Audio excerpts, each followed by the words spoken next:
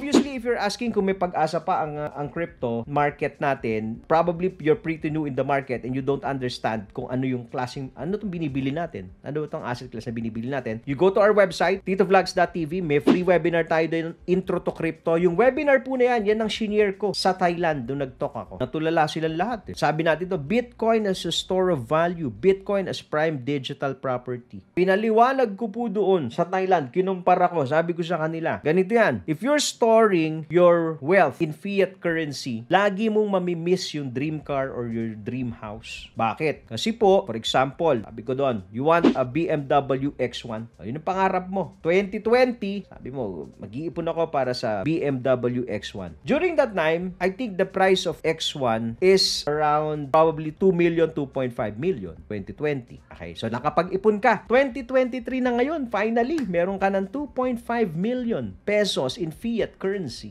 Okay? You wanna buy your BMW X1. Punta mo sa dealer. Kulat ka, sabi sa'yo ng dealer, sir, kulang pa po ito. Pinag-ipunan ko ng 3 taon na. Kulang pa. Magkano pa kulang? Kulang pa po ng 2 million. Kulat ka. Bakit? Tumaas na yung presyo ng X1 eh. Almost 4 million eh. Ipon ka na naman ngayon ng fiat. O pagka nakaipon ka na naman ng 4 million, tumaas na naman yung presyo. Lagi kang naiiwanan ng dream car mo kasi you're storing your wealth in fiat. Whereby, kung noong 2020, the price of Bitcoin during that time was below 20,000. Probably nasa 12K lang during that time. You started accumulating. And now, it's at 25. Na doble yung pera mo eh. Simpleng analogy, no, mga titos and titas. Diyan natin kinumpara Bitcoin as prime digital property. Yan, Tito Moves yan. Follow me like for more updates.